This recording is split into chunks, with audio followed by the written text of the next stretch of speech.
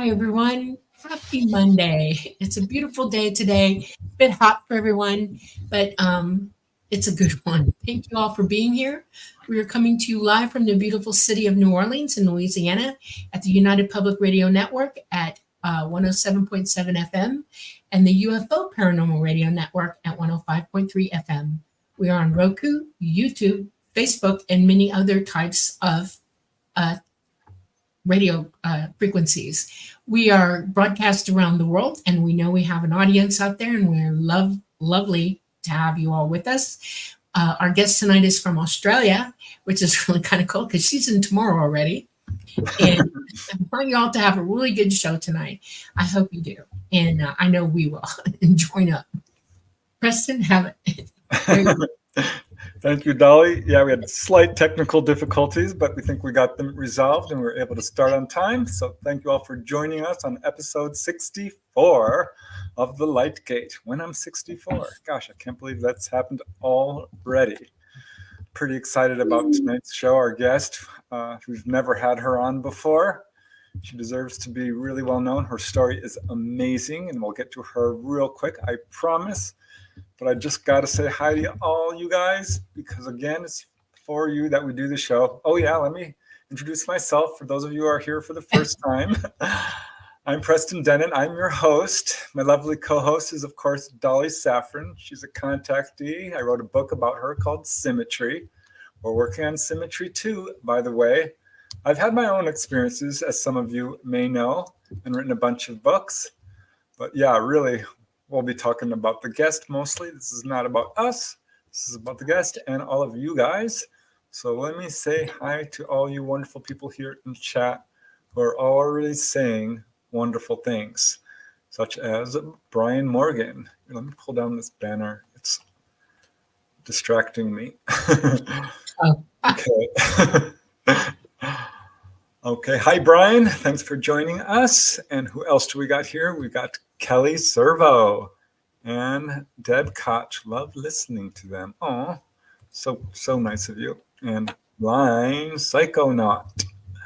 Let me see, the tridactyl humanoids. Oh, the alien mummies. Controversial. I know Dolly has some things to say about that. So if you want to ask, we pop it in questions. But be ready. Okay, who else do we have here? Janice Connett. She welcomes our guest. Yay. Hi, Janice. Sonny Burnett and Hector Gonzalez from Queens. Oh, let me just pop back to Sonny. Always a bright spot of Mondays. Thank you. That's really kind of you. Mondays can be kind of glum. So glad to brighten it up a little bit. Gaetano Zorzi. Greetings from Reno, Nevada. Very cool. All right. Who else do we got going on here? UFO, gods, and expert. Oh, that's us. Okay. What am I doing? Okay, Z-Sun Dragon, hello all. And Star Orchid, loved the replay from last week. Oh, good, I'm glad. We had a fun show last week. Louis from New Jersey and Peak from Las Vegas. Oh, Sandra made it. Hi, Sandra. Hey, Sandra. Okay, who else? Oh, namaste. Thank you, namaste. I don't know what we would do without you. You are just the greatest. So thank you for your unbelievable goodwill and generosity. You're just the bestest. So thank you. All right. Let's see, who else do we got here? Making Bacon, all the way from Alberta, Canada. Very cool. Josephine McKinnon, much love from Oz. Nice. I'm so glad that we can reach all these other countries. That's very cool. Real Badger and hi, it's Alicia and Kamikaze from Nolans, I'm guessing. Okay. Nolans, right? I think so. Ryan Gooden from Rockford, Illinois. That's my home state. Hi, Ryan. We have XICJ. Very cool. And Brenda Whelan and Bim Jim, British Columbia is in the hood. Awesome. Untalks TV, 2 a.m. in Poland. Dzień dobry, jak się masz? I don't know what that means. I can say good girl in Czechoslovakian. How are you in Polish? Yeah. Heska Holka. That's good girl in Czechoslovakian. Right. That's about it I know. European. Okay, let's see. Josephine McKinnon, I think we already said hi to you, but if not, hello again. Becky Duncan, hello from Virginia. Ooh, cool. I'm going to be there next month in West Virginia. Hey, baby, it's me. Thank you kindly, guys. To be fair, it's frickin' roasting here in sunny Scotland. Whoa. It's beautiful, though, I bet. Okay, Susan Lawrence, hello, and Derek Mulligan from Dublin, Ireland. Look at that. One of these days, I'm going to get to Ireland and Scotland and England. Yes. Miss Mary all the way from Toronto, and Sector 31 is joining us. Ow, so is the cat. Okay. Lynn LR says hello, and Bronklander RC, and I'm about to get in trouble if we don't start because it's already 15 minutes in. Can y'all give a shout out to my daughter, Journey Lynn? She turned 5 today. Oh, happy birthday! Happy birthday, Journey Lynn. Congratulations. That's awesome. 5 is a good time. 5 is big. Well, you got the whole world in front of you. Oh my, it's your lollipop, literally. Yay. Okay. Swervin from Manitoba, and Skate DD, and Z Sun Dragon, and Kamikaze, and Michael Kennedy just popped in. Michael! Scarlet okay, Fire. And Kylie, and, I'm throwing my food around. Okay. Channel Warhorse, and I best still get going. Just a few more, Dolly, if you'll let me. Okay. Tennessee, Kentucky. Just a few. Cool place. Okay. Sun Dragon from New Brunswick, Canada. And CT Nice. Guy, and Mikey G, and Il Gato, and Gizmo, and gosh, we got a nice big group, you guys. Thank you so much. Agent Pepsi, and Catherine Brooke, and well, let's just get started before I do get in trouble. I'm just going to get in trouble. You can punish me. Woo Ju, Writer's Jig, and all right, let's go. Let me just pop up the banner for our guest and her bio, which is not. Oh, there it is. So yeah, I'm super excited, you guys. Episode 64, we're welcoming Rowan Bow. She's a contactee, an artist, an art therapist, a meditation instructor. She's been a contactee since age 8.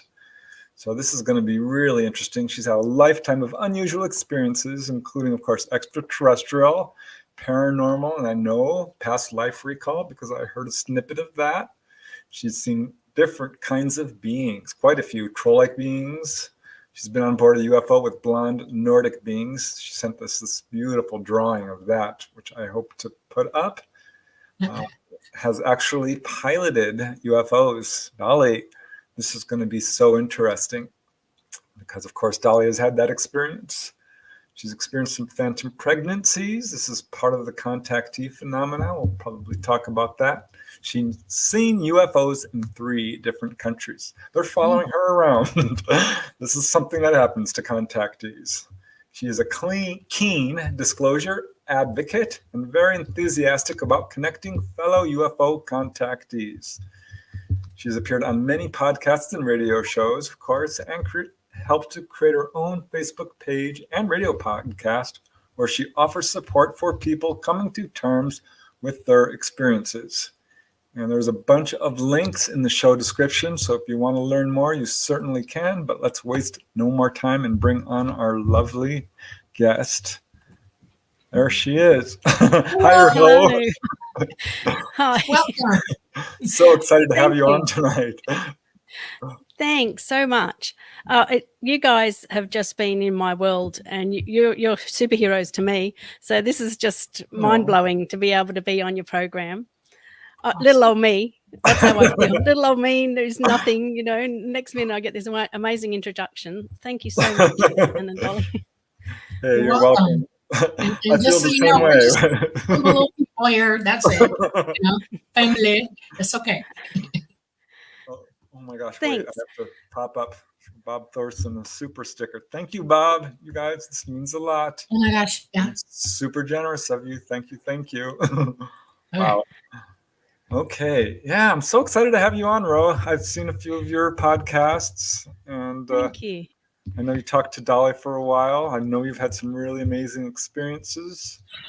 I went through your Facebook stuff, and man, oh man, I'm excited to talk to you today. Yeah, actually, you and Dolly, you probably don't know. Maybe you do. Dolly was the first person who I'd heard had as many experiences as me before you even wrote the book, Preston.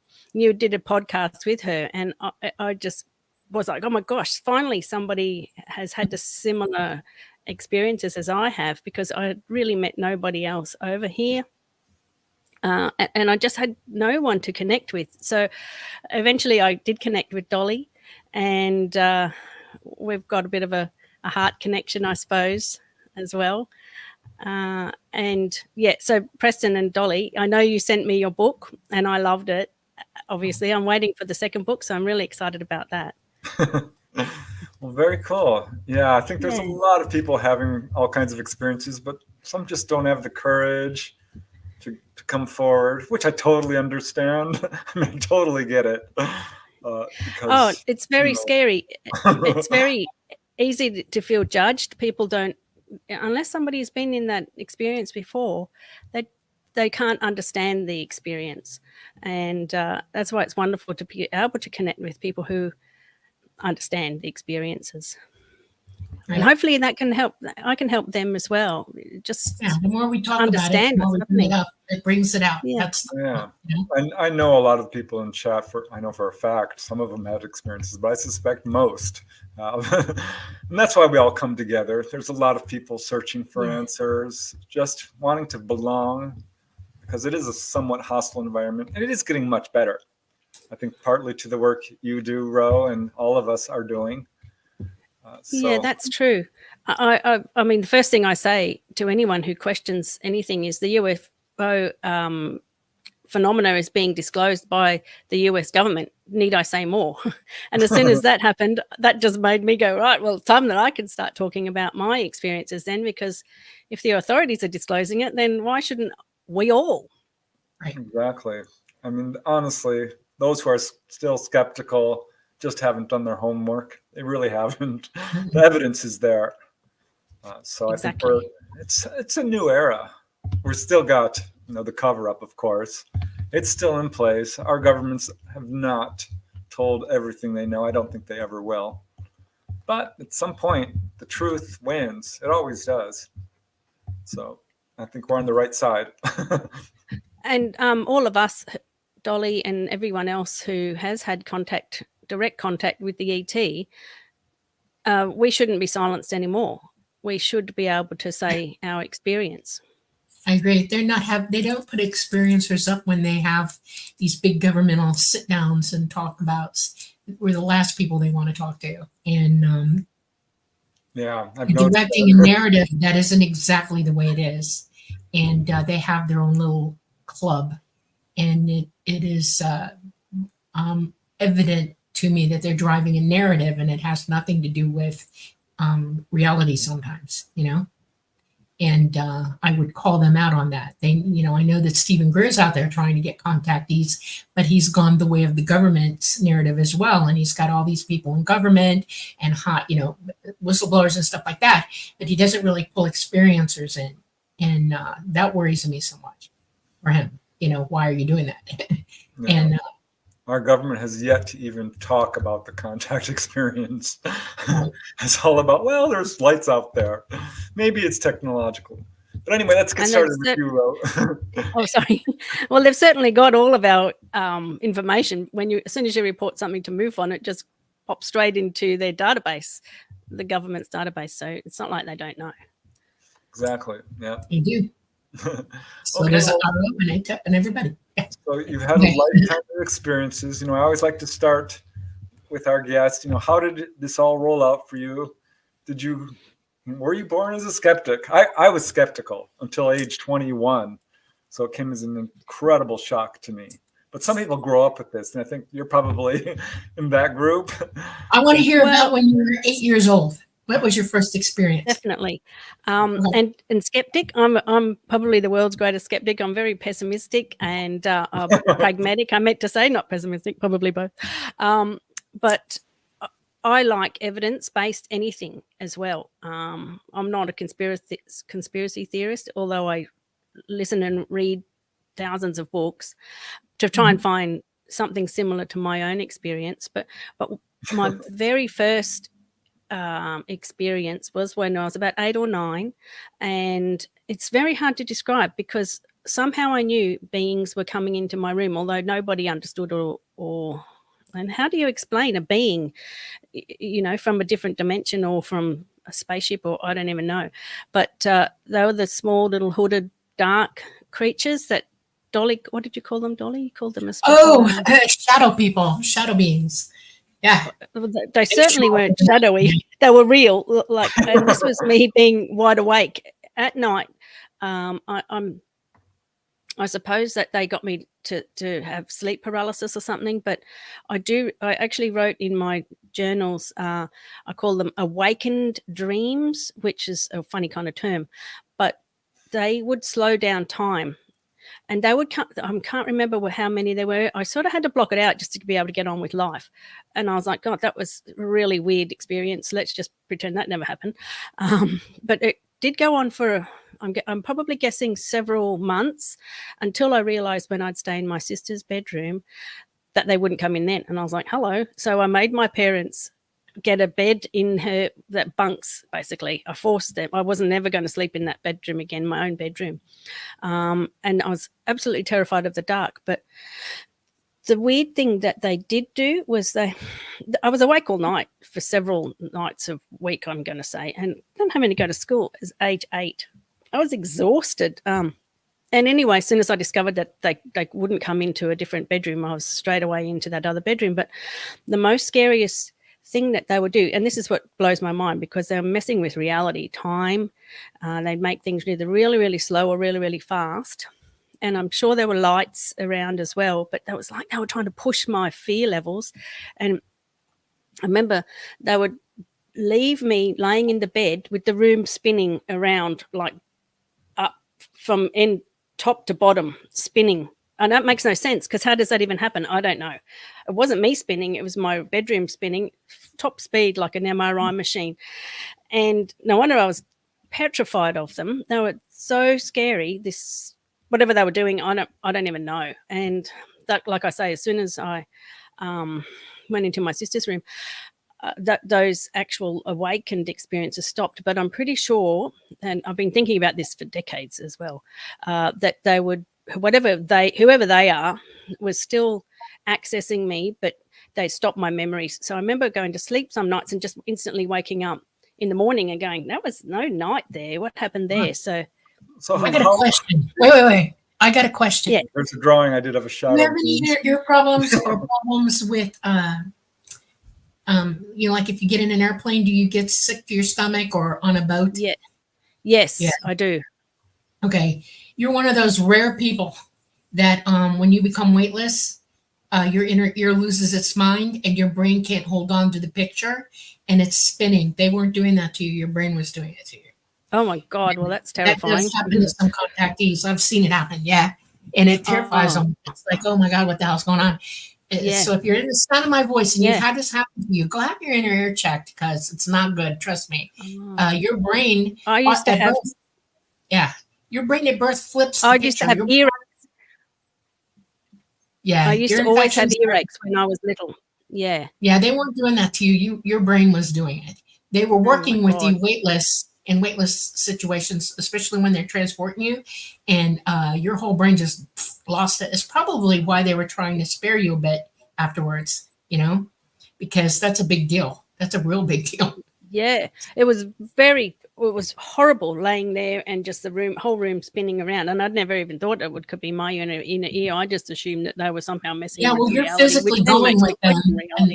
Yeah, well, you're physically going with them and they're putting you into a weightless environment where you don't know up, down, sideways, and your That makes brain sense. and your inner ear can't handle it, and they'll spin the picture, and that So was happening to you. I'm Okay. curious, how tall were they? Were they short or tall? They or- were short. I That's what I actually usually did hear. talk to my sister recently, probably just end of last year, because I've hidden this for so long. I mean, I haven't really, but I've never really disclosed to my family everything. So I said to because my dad's passed away and my mum has dementia, so it drives me crazy. I can't go backwards to ask anybody anything if they remember these little beings.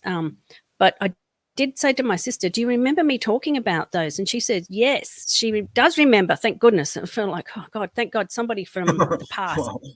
Right. My own sister remembers me talking about these beings. And also Mum at that time had the book Where the Wild Things Are, scariest book in the whole world, because I actually thought that was about these beings. I was like, finally, somebody's coming to tell us what's happening with whoever these little beings are.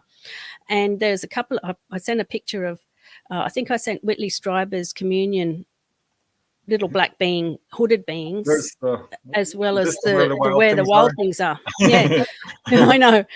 But they didn't have horns, these things. But tell you what, they look just like those little ones, especially the one with the big mouths. Yeah, see? Yeah. It was like that was them. I know it makes no sense. Who are these things? I don't know whether they're just short grays. extraterrestrial. They're a race. They're well, not. It's an ethnicity of the grays, and they're very short. They're like they're like that troll.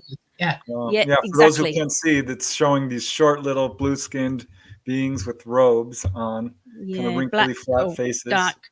Yeah, just that's all I know. Dark. I don't know whether they were brown or black. Something actually blue. They look weird in the dark. Yeah. Yeah. Wow. And anyway, so I couldn't even get through that book. I thought Mum was like, "Oh, it's just a kid's book," and I was like, I scream. I was so scared of that book, and I only got through it like 2 or 3 times. I couldn't even get to the end. I'd be in an absolute terror with that book, especially the one with the hair there. That sort of, because that looks like a bit like a hood. So that looked that's how I remembered, because when I started to think about these things, I was like, but I remember that book, and I remember that horrific incident where Mum would try and read us this book. Pardon me. I'm like, this isn't a fun kids book. I still can't really get through it today. I bought it for myself, and I was like, that's okay. I'll just leave it there just for posterity. I'm not going to read it. Well, I have a question now, because you're saying this. What was your experience with them? What were they doing? I remember that they were doing 3 different things. So one of them was the spinning room, that I thought. Another one was the time, and I've actually going to see Mary Rodwell. I've been communicating with her to try and tee up a time so I can try and go backwards in my mind, try and dig out what I've forcefully forgotten. And there was, so I always remembered that there were one of 3 things, and I always knew that they were going to come. So I don't know whether it was in my heart or they were telepathic with me. I can't remember them ever talking to me or having words. Yeah. But I always knew that they were coming. So somehow, maybe it was the sleep paralysis or something, and I would be, oh my God, they're coming tonight. Oh, so somehow I knew that. Wow. That's all I can remember. So, but like I said, whatever they were doing lasted all night. And I'll be like, oh my God, it's 5 o'clock in the morning or something, and try and get an hour's sleep before having to go to school and get woken up again. And did you tell your parents never at all? understood. Pardon me? Sorry. Did you tell your parents, or did you tell anyone? Well, yeah, but then no one understands. So Yeah. It doesn't happen. It must have been a dream. And you're like, it was no dream. And so automatically you dismiss. They don't listen, and Yeah, so they leave you with 2 kinds of reality. You know that something's happening at night, and then you have all this negativity and fear-based stuff on this side of it, and it crosses over into each one, and it's really hard to separate that out, because we're taught to fear everything here. So you're going into an experience like that with the fear, and then and that expels you from your memory. Fear is the mind killer. It's really true. And boy, I hope Mary Rodwell helps you. I really do. Thank you. I don't You know know? how they found me, and that's what another thing. Why would they? Why me? It was in Taree in New South Wales in Australia, like a little country town, and apparently that's a big hotspot. I didn't know until recently. I've gotten become friends with Cheryl Gottschall over here and Barry, who I never remember his last name, for UFO Research Queensland, and Barry's had similar experiences to me, and I was like, oh, thank goodness somebody else has had. He's actually written a book, so he's seen lots of the same craft. And Peter Curry from Sydney, I found him Oh, when I spoke at the Cardwell Festival last year, Cardwell UFO Festival. They've cancelled it this year due to lack of volunteers, unfortunately. But Peter Curry had seen the same 3 ET as I have, so I was like, oh my goodness! Thankfully, somebody else had amazing. seen the same 3, and a lady came up to me and said she'd seen those little tiny. Yeah, Oh yeah, that's there we go. just Sarah's rendition of them, and there's the hood. Yeah, and Yeah, that's really very almost that's the closest I've ever seen a picture of one that's exactly what yeah, they look like. And yeah. she nailed it. You know, she's Wow, seen them as well, just so amazing. you know. Yeah. Yeah. Absolutely. She had I, everything. I Oh, interviewed some actually, guy who saw this picture and he lost his mind. He's like, that's exactly what I saw when I was a little boy. They would come into my yeah. room. So yeah, That the little blue Where the beam. Wild Things Are book really helped me to just hone in and just meditate and say, right, Well, that's good. what A lot more happened? people see them than you know. That's why people do come up with renderings like that. You know, there are more of Yes, us through time that have seen them, and they yes, remember them somehow, and then they start drawing them, and but they're making other stories with them, which is fun. I mean, yeah, we all have to express ourselves, and but yeah, yeah, they're real. They exist, and yeah. they're one of the ET ethnicities. They're grays. They're one of the ethnicities of grace. You know how we have very short people on this planet. You know, we have really tall people on this planet. We have troll-looking people on this planet. Things like that. It's like that amongst the graves. Their genetics go way out in different Mm. directions. So So how yeah. many times did that happen? Was that like a nightly thing or? I'm going to again. I can't remember exactly, but I'm sure it was for a few months, and it would probably happen a couple of times a week. So I Yep. can't remember exactly how many, but it was enough for me to go, God, 3 separate things are happening. So for me to work out that this was a regular occurrence and I didn't want this in my life. Well, Um, here's a question from chat, which is kind of interesting from Josephine McKinnon. Has Rowan seen any orbs with this? So I we're, have, in my experience, I have seen many orbs, and orbs are, I think, are a funny kind of thing because they could be light or they could be a technical thing. So orbs is a very open. No one yeah, really knows what. Or sometimes orbs can be this big. I've seen people say that there's a little light in their room, like a little orb, or a Yeah. ginormous round things flying in the sky. So I have seen orbs in my experience, yeah. And in fact, nightly, sometimes I will. About a week ago, I told Dolly about this when we spoke on the phone the other day.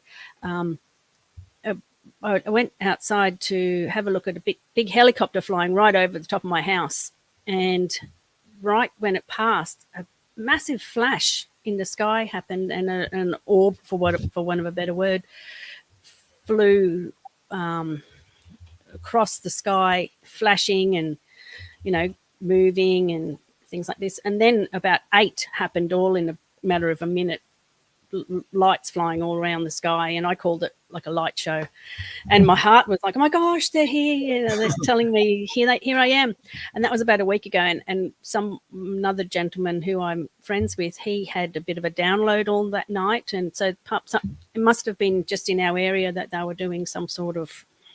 They were concentrating Yeah, on I would my worry area more a about week ago. that being government, to be honest with you, okay?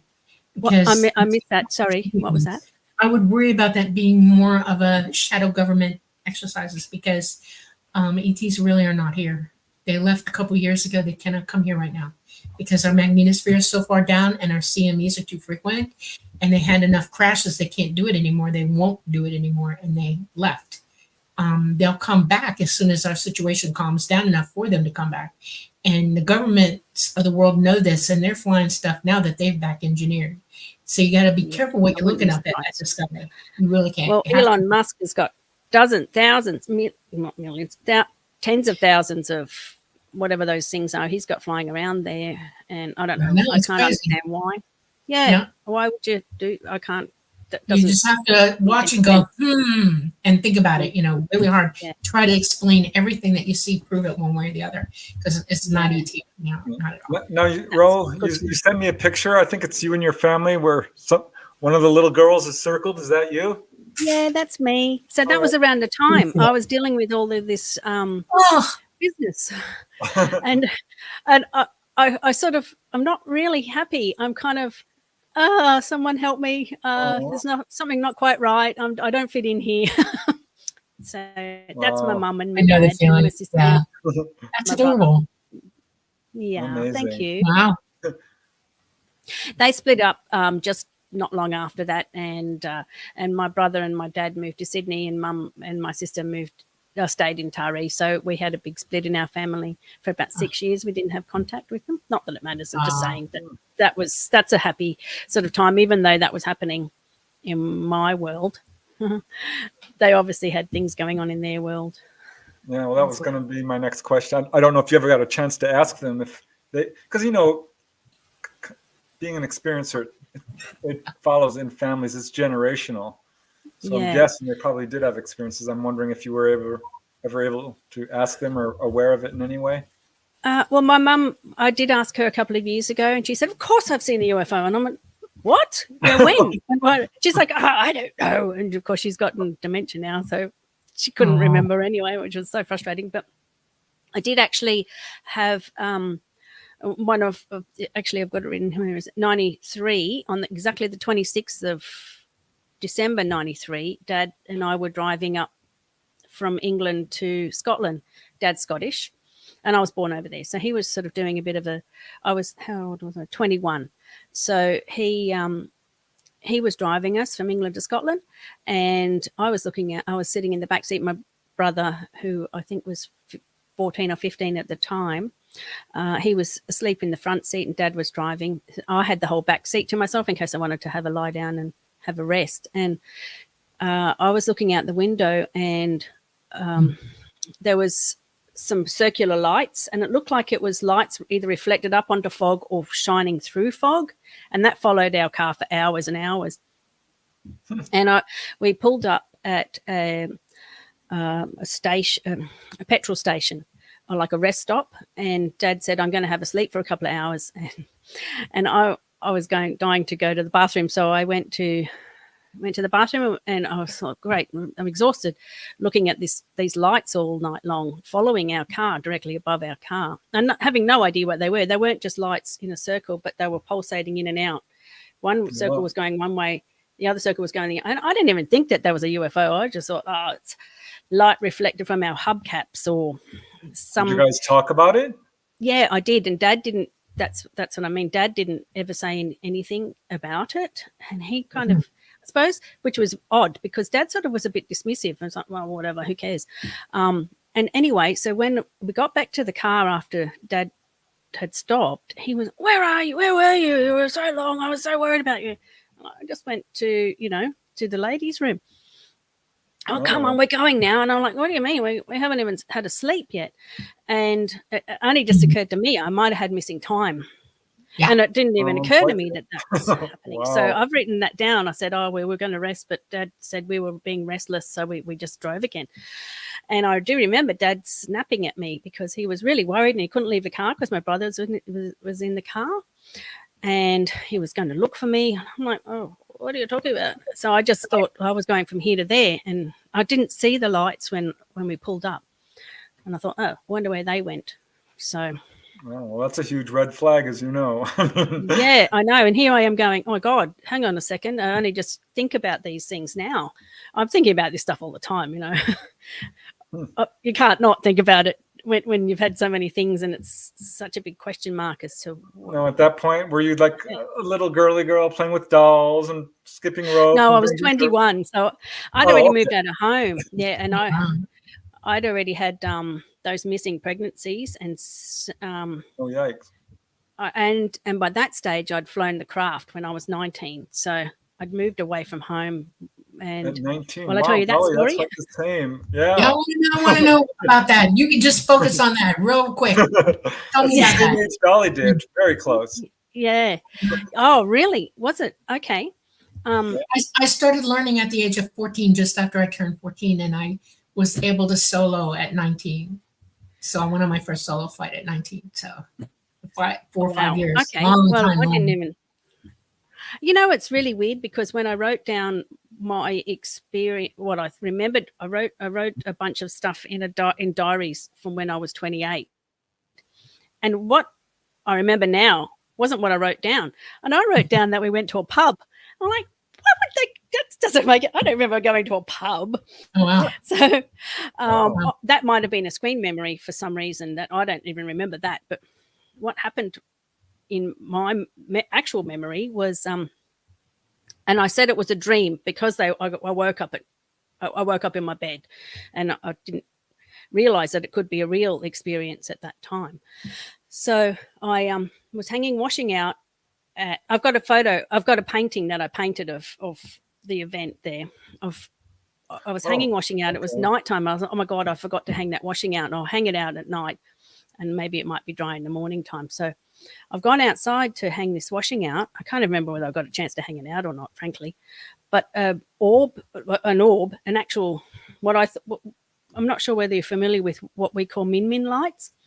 They're just lights in the sky, like a kind of static thing or something. And I thought this round light ball that was coming towards me out of the sky, I thought that was a min light. And I was like, oh, wow, that's what a min light is. Who knew? So it's come down, and I thought, oh, you look a bit kind of radioactive or something. I better not touch it because, you want to grab hold of something. But Wow. It was that close. It was probably 2 to 3 meters away from me. And wow. and it was at eye level. So it was kind of almost interacting with me. It was sort of playing with me a little bit, like bobbing in the air, almost having a kind of, oh, what if I come at you? No, I won't. Haha, this sort of thing. So it was almost Floating like this. Was it doing this? It was kind of coming at me. And that's how they bob. When they come that low, they bob. They're like they're on the ocean. Exactly. They're holding onto a magnetic current below them, and it's like being on the ocean, and that's what they do. Oh, so okay. It wasn't just sitting there. It was sort of bobbing, like exactly that word, bobbing around. And then weirdly, it crashed into my face, and like I was like, oh my God, it's hit me.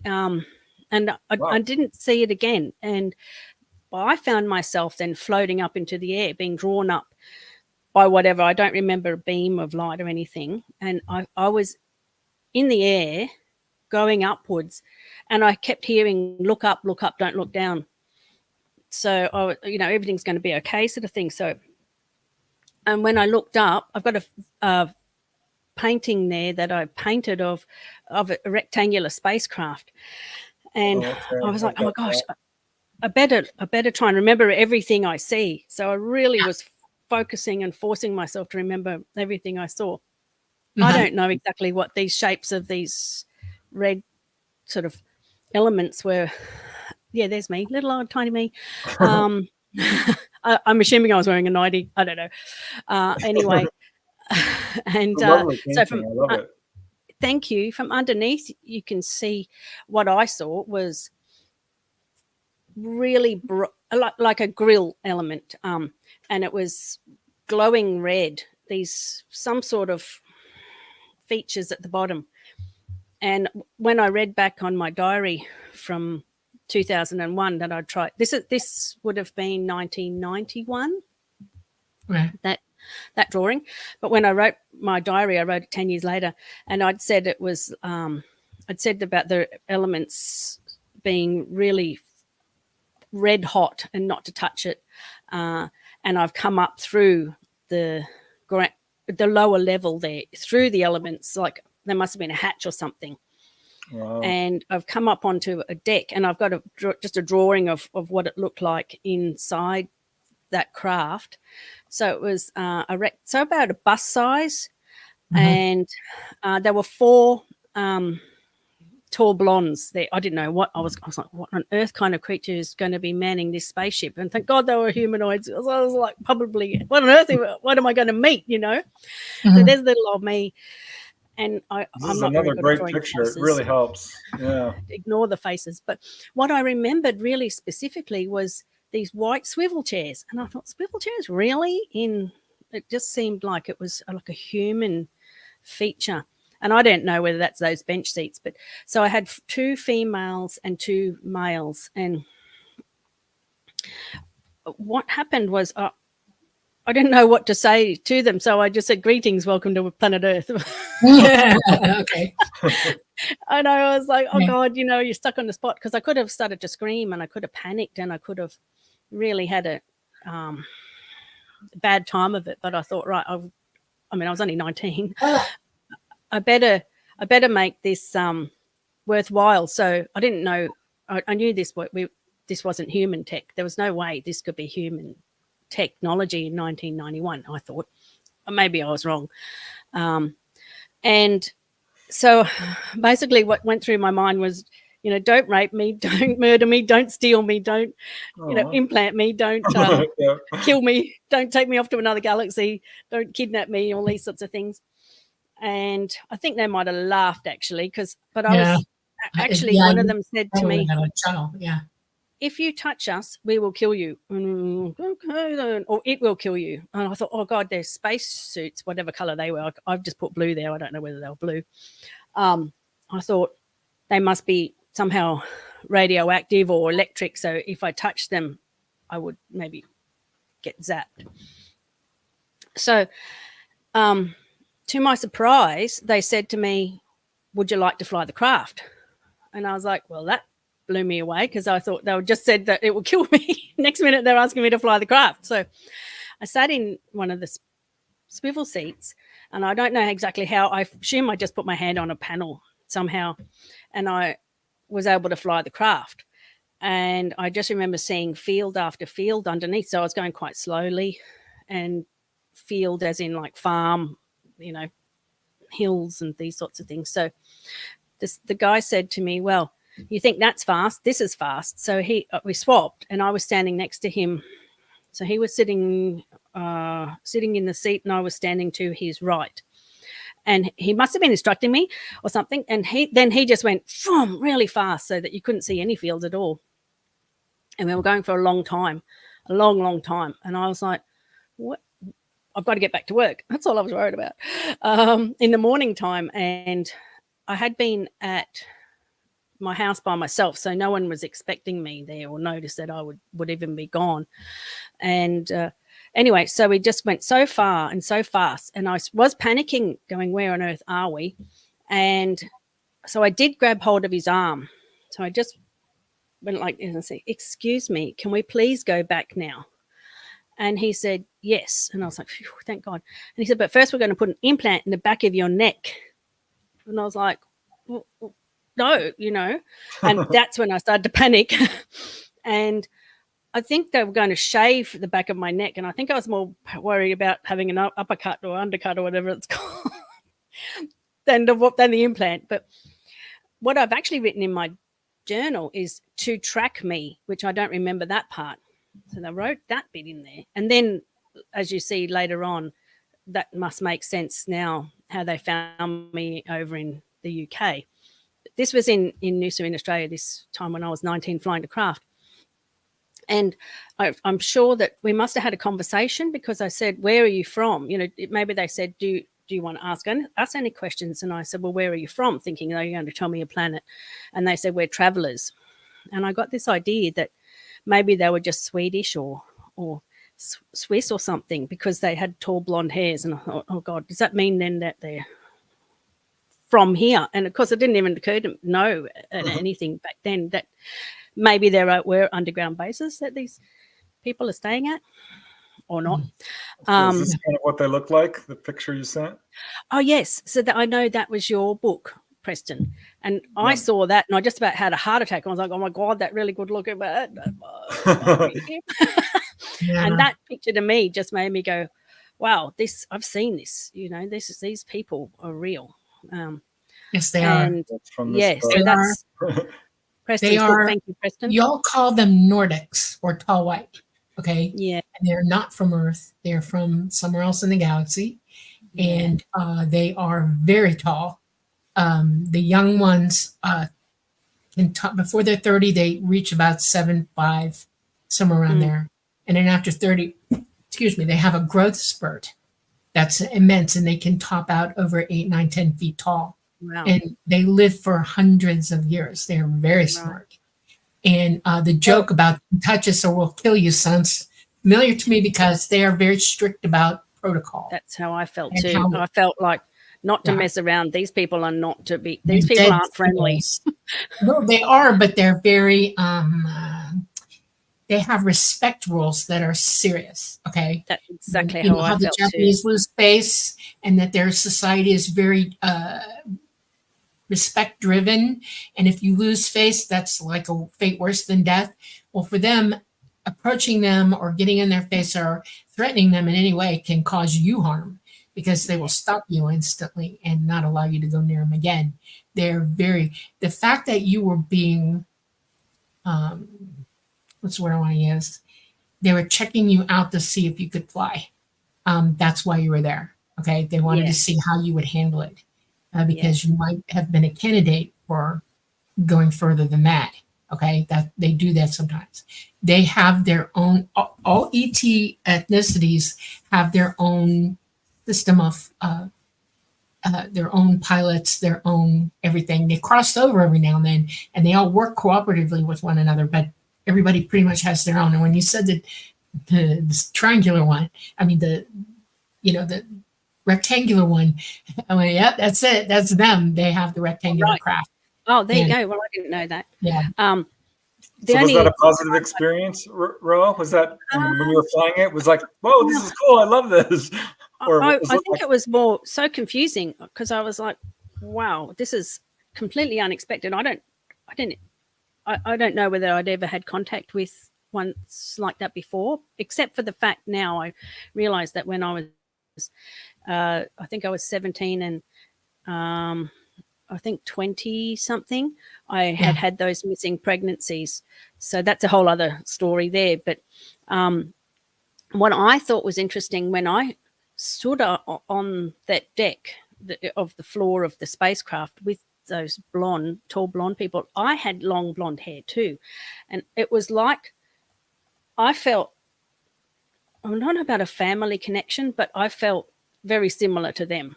I felt like we looked yeah. You similar. probably have some of their genetics. I do. I'm part. That is part of my ethnicity profile. My son now has grown his hair really long, and Yeah, and he's 20. He's just turned 22 in this July, and he a few years ago said 3 times in 1 year. He doesn't remember this. He doesn't remember saying it. Doesn't remember anything. That he woke up 3 separate times with his clothes all upside down, inside out, and back to front or something, yeah. or Right. off They're going to completely. contact you, generational contactee. Yeah. So So, that's another thing I have to. I mean, my family's had struggle with me coming forward with this. You know, I've had a divorce and it's not been easy at all. My kids were told I was crazy. I had the police come around trying to maybe arrest me going insane or something. I don't even know. And I was told, my family was told by my ex-husband that I joined a cult. He told all my old workplaces that I'd gone crazy and joined a cult. I mean, what the? you scared the And devil out of them. That's what you did. And people react like that when they yeah, face the truth of anything or don't want to, you know? And yep. instead of And helping my you, kids are being still a partner, yeah, yeah. So, you know, we've had a not a family divide, but it's blown people out of the water. Some of my aunties haven't talked to me again. Another auntie went, "Oh my God, we always knew there was something different about you."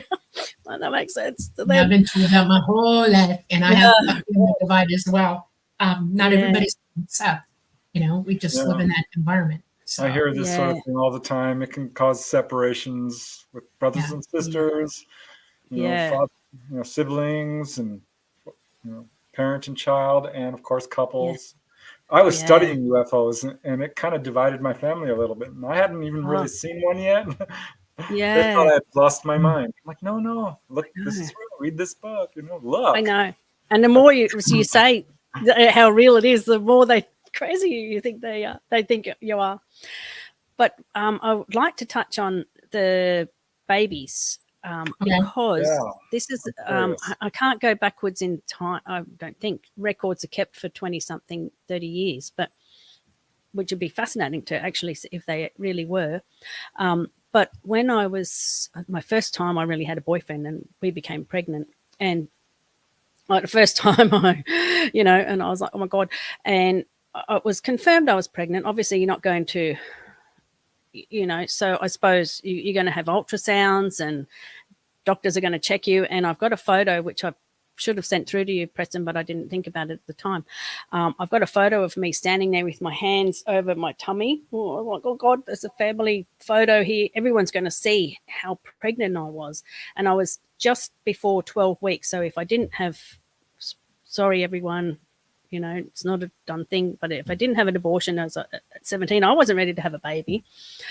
And so we went to an abortion clinic. My boyfriend at the time organised it. He was slightly older than me, and that was in Sydney. And we made a bit of a holiday of it. We went to Canberra and then to the Snowy Mountains and saw Bathurst car race at the same time. So it was all kind of a big trip, and hidden underneath that was a trip to the abortion clinic. But most people don't know. I don't talk about that sort of thing just because society doesn't understand abortions. But when after I had the abortion and went under the twilight anesthetic, the nurse came over to all of us. But once she said to me, she said, there was no fetus in there. Were you even pregnant? I'm like, yes, of course I was pregnant. And like I said, it was 12 weeks. So I thought, oh, they've obviously missed this minuscule little dot that babies must be at that. And I'm not even realizing that it could well be like a proper size baby. I didn't know anything. And I thought, 12 weeks, the fetus is 2 inches and its heart is oh, beating. God. So it should have been there. Yeah. Exactly. Been And there. I thought they must have just been incompetent, didn't notice it, just got sucked up with whatever happens down there. And that was that. And I put that behind me. I didn't talk about that. They said there was no fetus because I thought, God, what a hassle I've created if I wasn't actually pregnant. But they didn't.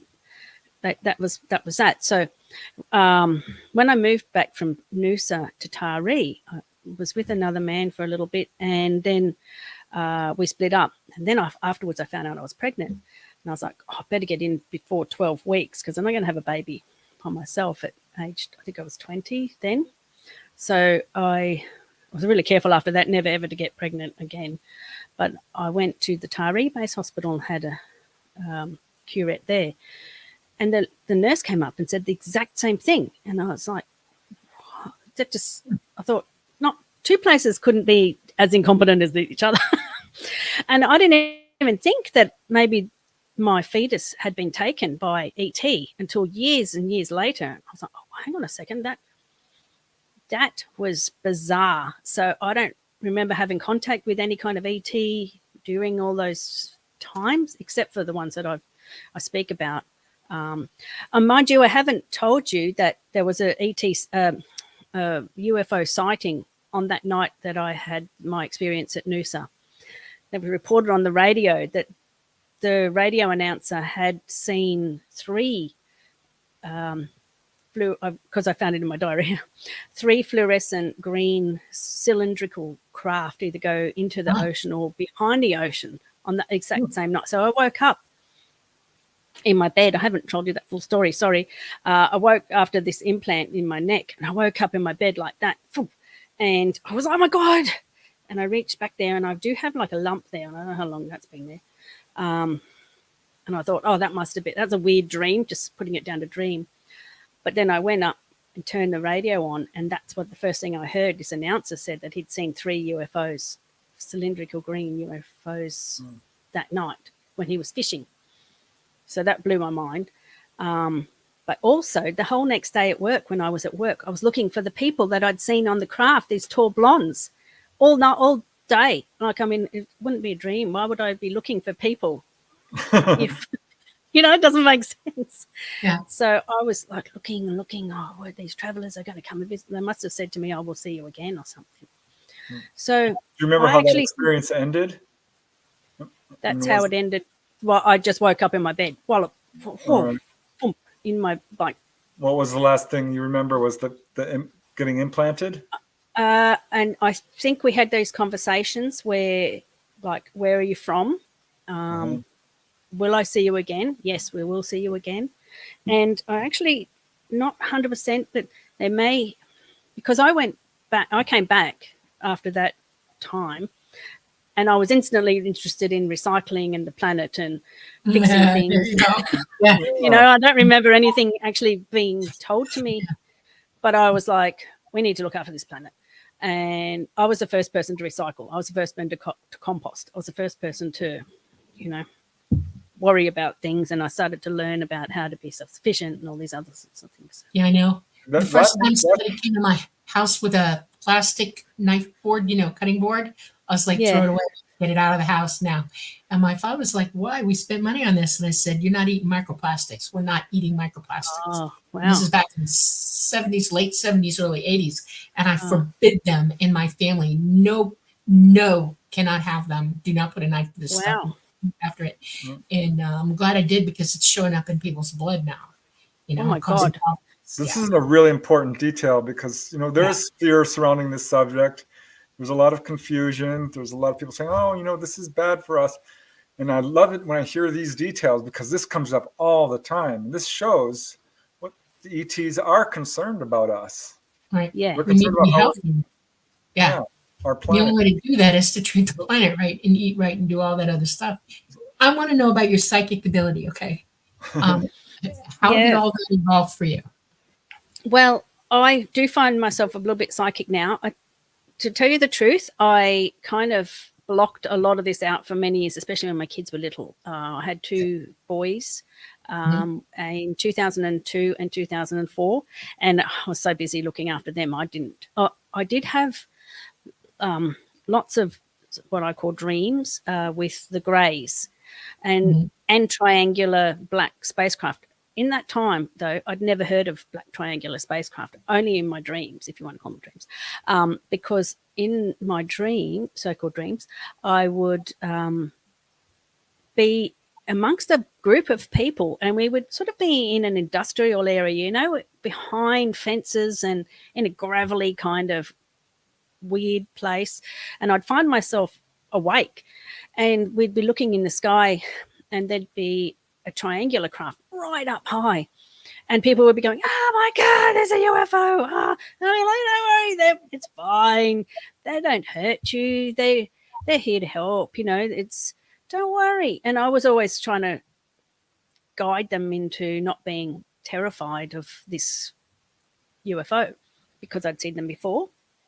But every time in this dream, I would pinch myself. I'm like, finally, I'm awake. Yes. See a UFO, I'm awake. Yeah. And I would force myself to realize I'm awake, wide awake. And I'd be elbowing people. God, thank God I'm awake when I see these UFOs. I mean, who does that in dreams, really? And then I would be on board spacecrafts. So I don't know whether it was how it looked, but I remember from the inside I'd be wandering around these spacecrafts, and I remember that there was, I don't know whether Dolly this is a real thing, because at first after many times of this I thought, that doesn't exist surely, and I've sort of then pushed it away going, it must be just dreams. But there'd be some sort of for want of a better word, like a visualizing area, and looking up into it right up high on the in some sort of part of the spacecraft, and I'd see galaxies or some sort of other planets or something. We're going towards it, I suppose, and not even realizing that I was in space, but we were in space, I suppose. But the main thing that I would have happened during those times was a female grey would be staring at me, and I would be staring at her, and she'd be trying to teach me not to be terrified of something that looked different to her. And we would just have, it was a very loving, caring communion, for want of a better word, communication between me and another species, and to try and push that fear away. Don't be scared. This is just love. And that happens time and time again. No, wait a second. Wait, this is important. I wanted to hear the name. We have to do the stop. the hour announcement. You got 1 minute. I got 1 minute. I've never said her name to anybody, not to Preston ever. I've always called her Mama, but she has a name. And she told me to call her Mama because I had a problem with L's when I was really young. I could not pronounce an L properly. And she'd just say Mama. But her name was Loma. That was her name, Loma. Wow. And I could not say la at all. I trust me, you don't even want to hear how I said it. I'm short tongue. And she just say Mama, instead of Loma. But that was her name, Loma. Oh. And I don't know if she ever told you her name, but that I'm thinking we got the same liaison. Okay, that's why. And I wanted to see how you that. Huh? I see great similarities between your guys' experience. Yeah. But wait, I do need to take a quick station ID break. Okay. So just want to let you all know that you're watching The Light Gate. This is episode 64. I'm your host, Preston Dennett. My lovely co-host is Dolly Saffron. Our guest today is Rowan Robo, the UFO girl.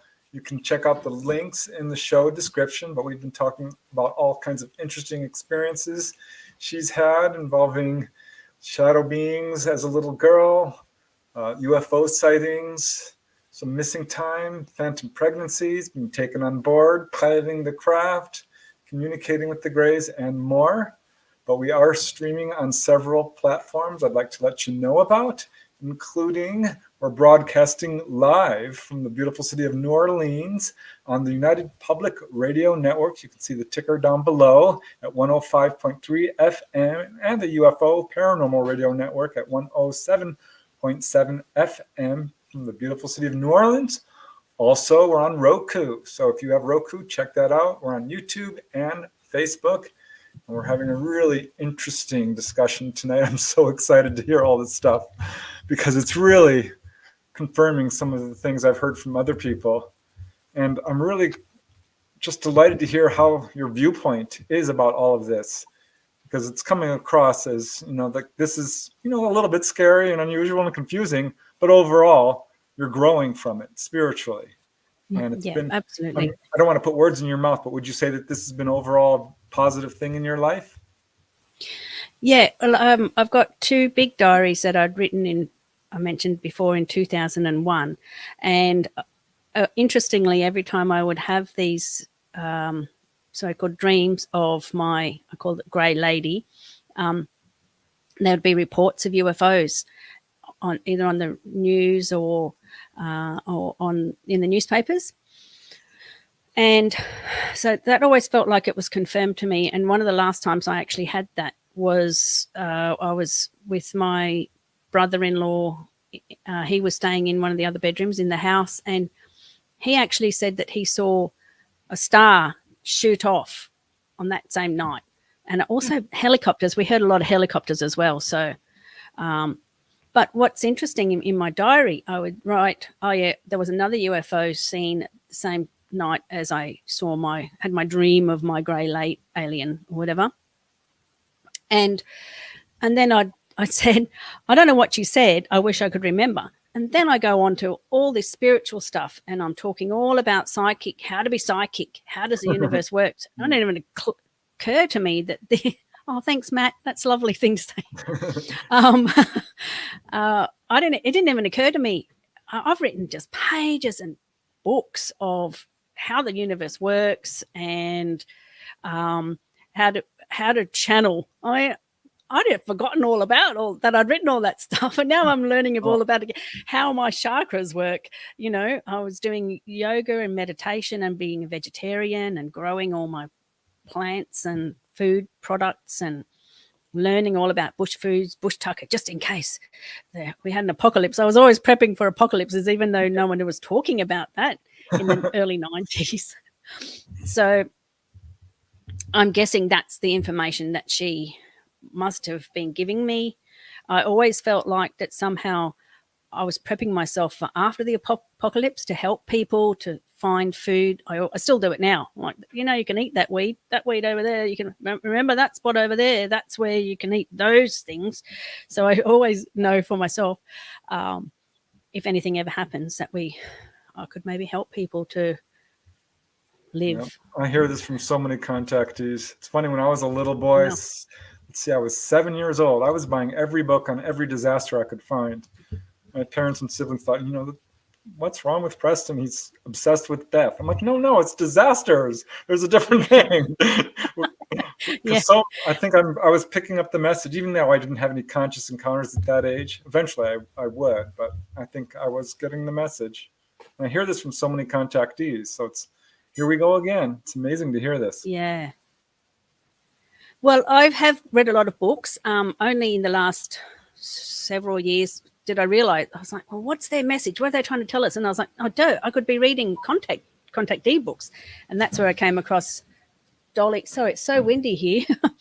It's apocalyptic and freezing. Oh, yeah, you're in wintertime. Oh, my gosh. Yeah, in Brisbane, Australia. That's why you're sweated up. Okay, that I makes know. sense. I'm like, ooh. Yeah. So I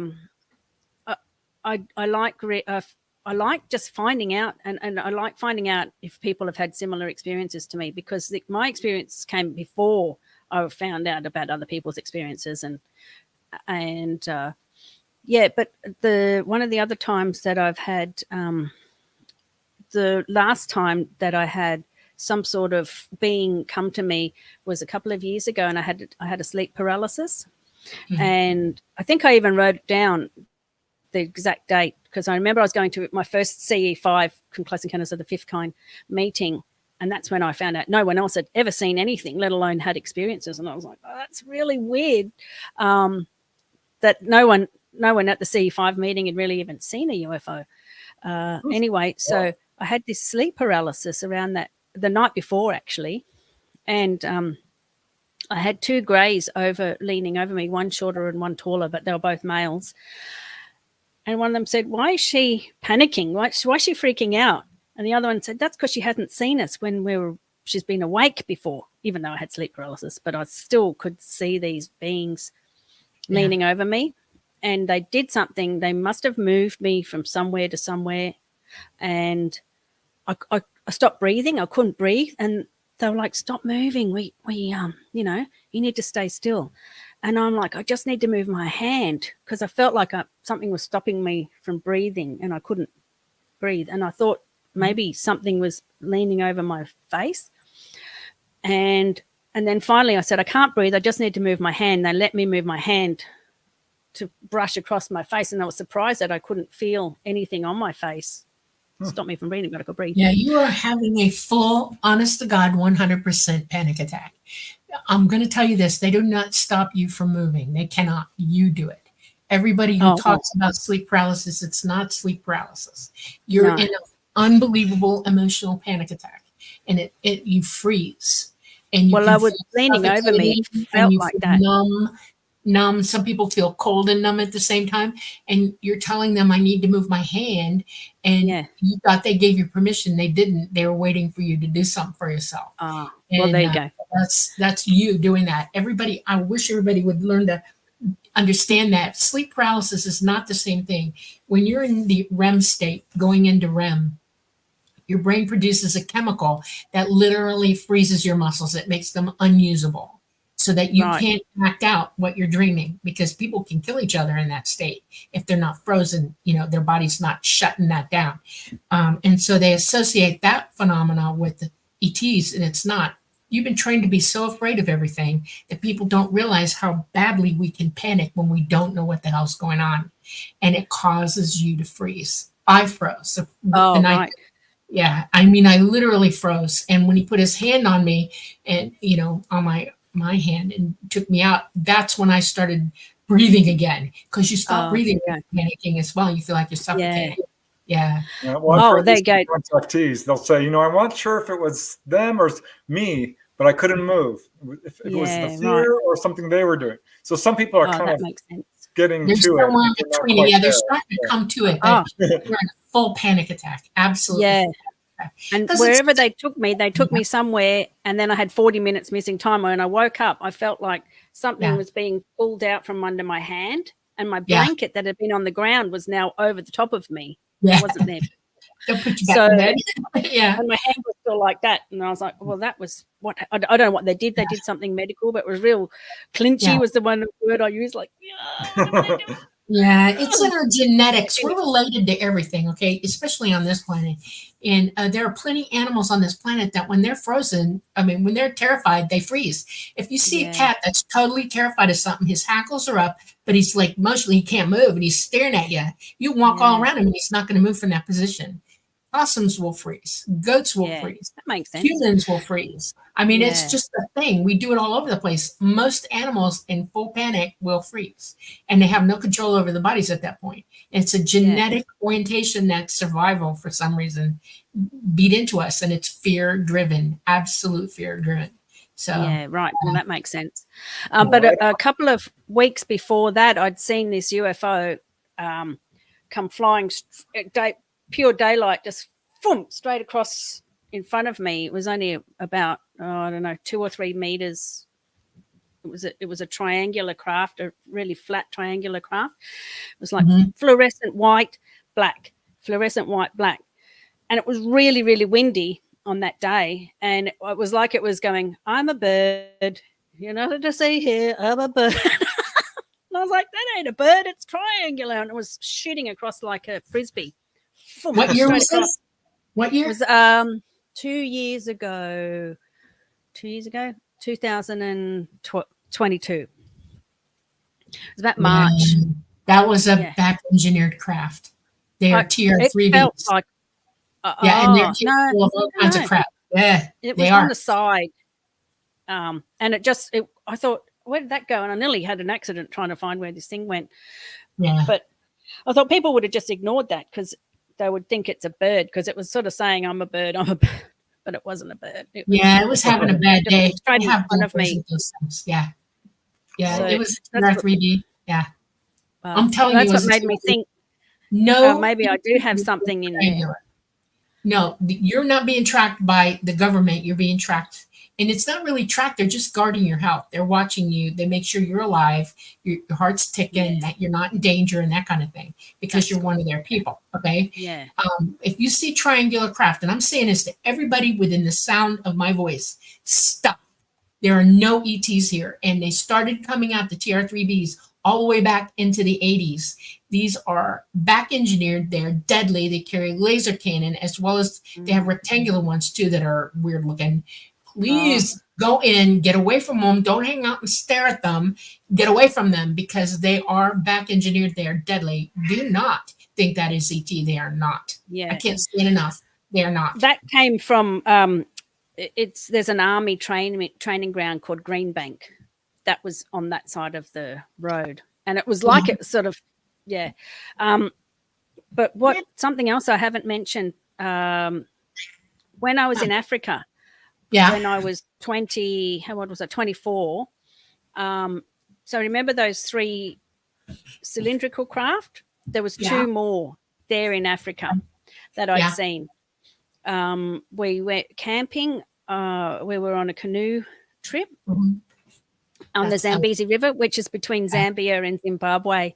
And I didn't realize that's a very hot spot there. I'd never heard of, obviously, the aerial school, which I think happened a couple of years beforehand. And it was right near there. And, yeah, so we'd seen a satellite flying in the sky. It was just on dark. And we just said it's a satellite. But I even said to myself, I don't know whether it's a satellite. Back in the 90s, I don't think we really saw satellites there. It was 96. I mean, I don't remember satellites, put it that way. But and then somebody else said, what's that over in the distance? And right on the distance was that shape craft going across like that. And then as soon as I thought, oh my God, I know what that is. That's a green cylindrical craft that I'd heard of on the radio. That was the same night as, so I never told anybody my story. Yeah. But I said, I think it's a UFO. And as soon as I said that, it just disappeared behind this wispy little tiny cloud. It's smaller than, and it just disappeared as soon as I said that, even though it was miles and miles and miles away. And exactly a week later, we're in the Drakensberg Mountains of Zimbabwe, and I think, or South Africa, I can't remember. I'll have to look that up. And we saw this satellite go across, and I remember it because we were deep in the mountain range. It was really dark at the bottom. We were already kind of like hurrying along to get our dinners and teeth cleaned and this sort of stuff before it got really dark.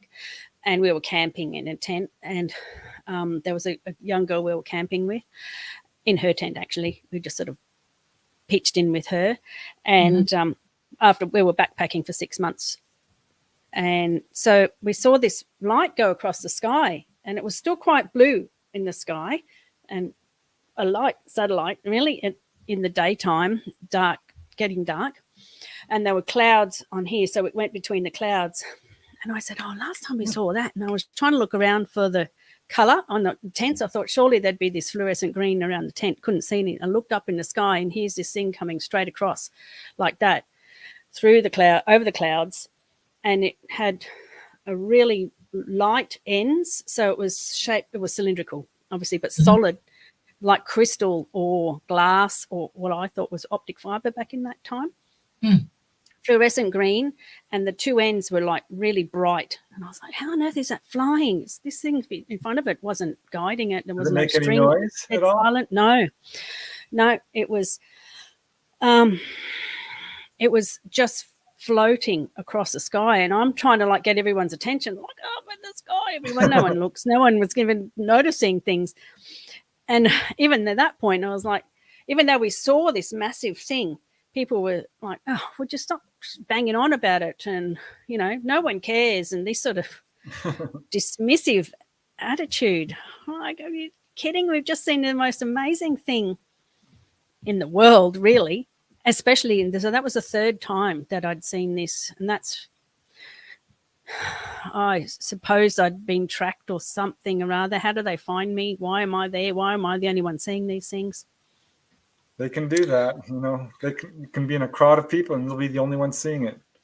Yeah, they have that ability.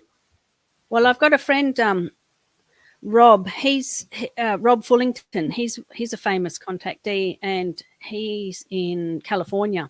And he said he had a triangular craft above him, and people who were right next to him said it was a flock of seagulls. They couldn't even see it. It was there for 40 minutes, and the other people right next to him couldn't see it. Amazing. I know. Yeah, it still wasn't ET. That is definitely the government, the shadow government. That's right. I wouldn't be surprised there. You know, and they have the ability to do psychic things as well. So you have I have another question, Ro, regarding these pregnancies. Were you ever taken on board and seen any babies, or told you that this is your child, or anything like that along those lines?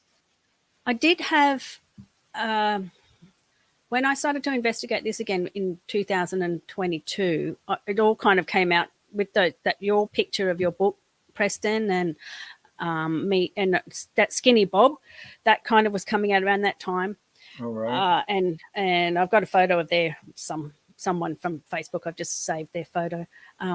So skinny Bob looked to me like a female. I'm like, that's not a male alien. That's a female. That looked to me exactly like my lady, and just perfect looking to me anyway. And so when I started to and Dolly, when I started to find out your experiences and your grey lady alien, for want of a better word, I started to call her Molly because I couldn't remember. I didn't say Dolly or Mama, so I started to name her Molly. And I remember, and I remember you, I think it was you saying how to meditate. You were telling me how to meditate at that time. And so I kind of focused on her eyes in my mind, her blue eyes. And I felt like she was helping me to meditate. In fact, I actually became a meditation instructor because I felt like they were telling me to meditate and to do meditation. And I'd never really thought about it for a long time. Yeah. So one time I was meditating and kind of talking to her, or at least being with her at that time.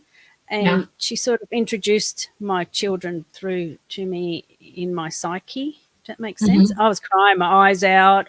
I was like, oh my God, this beautiful boy. I knew that I had a girl. I always knew that I had a girl, and I actually named her that first pregnancy.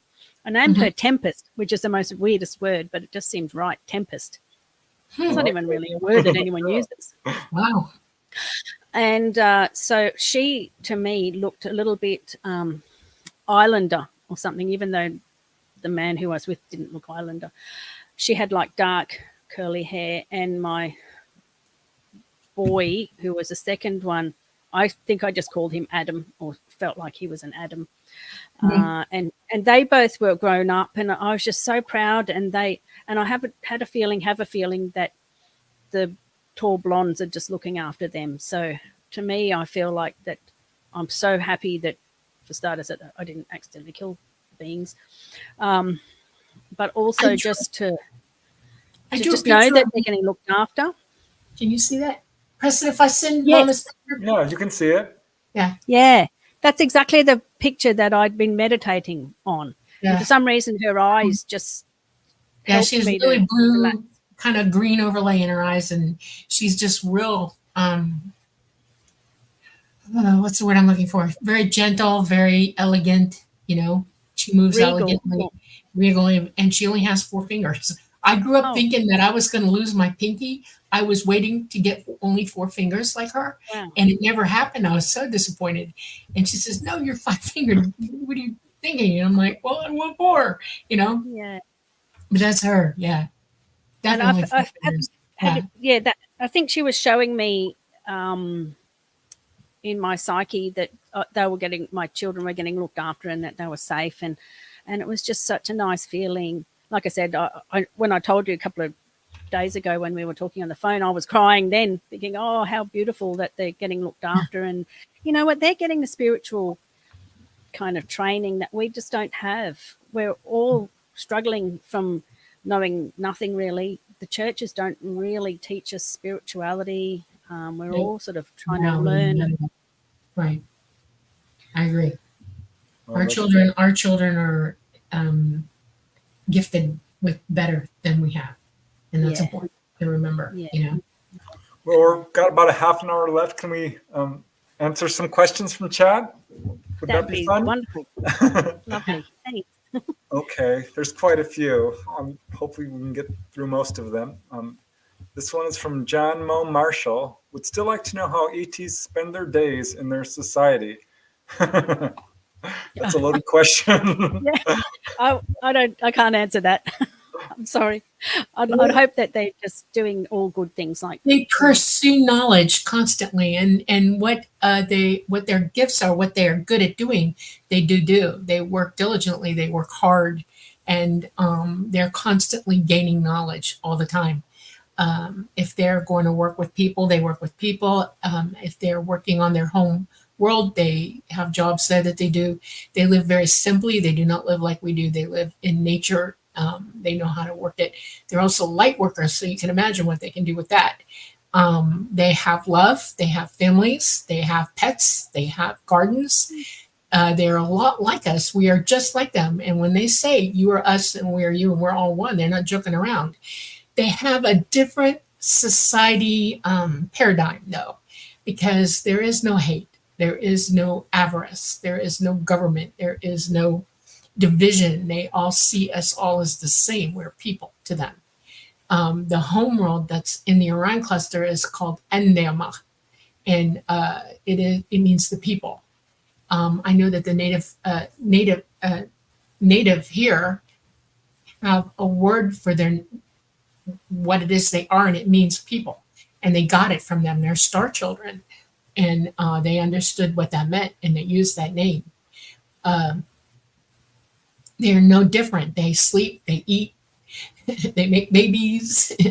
They are interested in almost anything and everything, and they have evolved to the ability that they not only just live in the environment that they're in, they're so psychic that they can go beyond that. Their consciousness is aware in them in the third dimension, and they can see through to other In many dimensions. ways, they're just like us. I think. Yes, yes, Yeah, Right. and we're still learning all those things in right. Yeah. Yeah, they understand how it works. Right.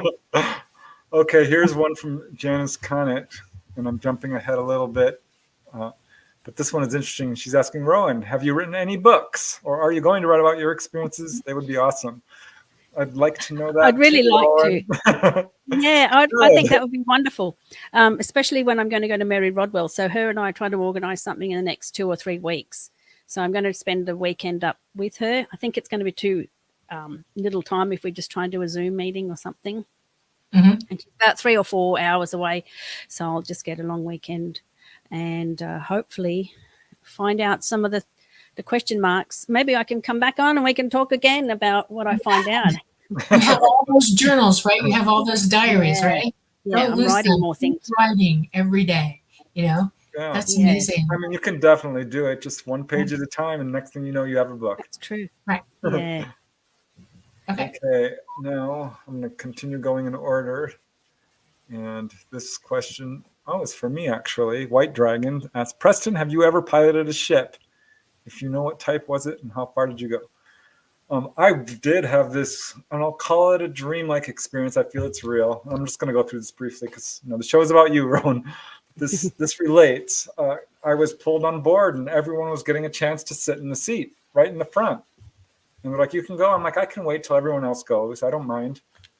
And finally, it was my turn, and we were going so fast. I mean, things were just blurring by. We were really low, going underneath bridges, and even I'm like, wow.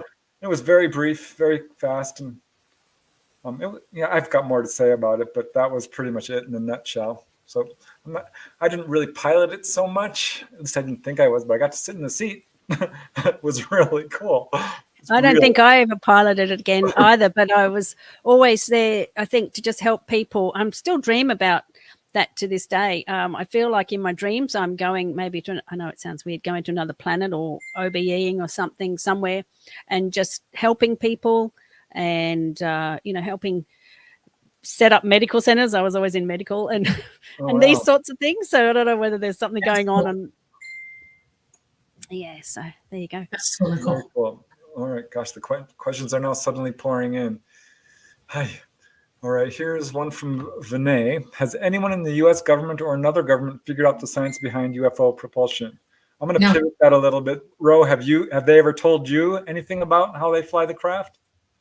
Well, I think there's more than one ways, because when I saw that rectangular craft, I thought that was how it was staying up there through these red hot elements at the bottom. But I'm sure that there's other ways. So I'm sure that there's more than one way to have anti-gravitic technology. That's all I think our government's figured out some of it, but certainly not all of it. For sure. They're not technologically advanced enough. They can't fly like ET. They can't propulse like ET. Yeah. Okay, here's a great question, and this is for all of us. Brian Morgan. What is the most important thing ETs have told you? Or you want to start, Ro? Well, actually, I was meditating on this the other day. I feel like that everything's already inside of us. So maybe they're not here to tell us. Maybe they're here to guide us. But everything is already inside of us. Our psychic and our spirituality, and maybe all of our gifts. I call them gifts. I don't know what else to call them. How we can OBE, or how we can just view other places. Does that make any sense? Be psychic. Well, you say exactly what I say. I just use the scientific terms. We have innate abilities, inborn, and we have all the equipment to do it. And they expect us to get on board with that. They expect us to wake up, and they want us to work on it. Absolutely. And Yeah, so we'll it's not learn really about it. evolution then, is No. it? It's been, like we say, it's like we have latent abilities. That means that Right. they weren't Innate. evolved. Right. It's Innate. innate. There Yeah. you go. Inborn. Innate. Yes. Yeah, that's true. Okay. As far as Professor, me, what did I tell you? I can't say that I've had a specific thing, but other than, what would you like to do? Which really makes, throws it back on me and makes me think about myself and my path in life and what I want to do. So I would say that would be the biggest one.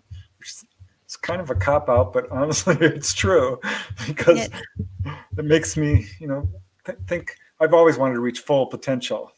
And I think that comes from them. Because I do feel like you guys are talking about, we can do so much Yes. more than we're doing. We're capable of so much. Okay. Yep. All right. Dun, dun, dun, dun, dun. This is not a question. This is from Olivia. During Contact in the Desert, there's a contactee I know who penned a letter to the government along with signatures on behalf of abductees. I would love to send a picture of it to you and Dolly. Yeah, send Sure. away. Please. You can contact me at prestonufo@gmail.com. Okay, here's a good question from Sunny Burnett, and I have an answer for it, but I'm curious about you, Ro. Are there aliens that make odd noises like chirps and strange sounds unlike any Earth animals? Have you heard them talking? Physically? I don't remember. I do remember telepathic communication.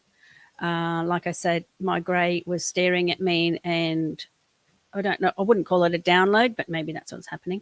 I haven't heard. I think that the blondes, they were speaking English, but also using telepathy, saying, don't look down, look up, because there was something talking to me in my heart. Yeah, they don't want you to panic. Yeah. Try to be calm. Yeah. I have had telepathic communication sometimes, as other people would probably say, oh, you knew to run outside, or that you got some sort of information, or like I said, they told me to do meditating, this sort of stuff. So there definitely is telepathic, but I haven't heard chirps or bird noises that I remember anyway. I have heard people describe the Greys talking a kind of chirpy, high-pitched, squeaky little, bird-like. Yeah, bird-like. They have clicks and high-pitched sounds and stuff. When I'm really laughing, I don't laugh like a human. I laugh like them, and it's like it'll burst your eardrums. It's real high, and it's this weird. I learned it from them, and it comes out of me, and I don't know how to do it on my own. It's got to really be funny, and I do that. So yeah. All right. So I hope that answers your question, Sunny. Let's see. Blue Lotus. Do aliens represent Judaic religion? I don't think so. They don't really talk a lot about religion. That's more of an Earth concept, as far as I know.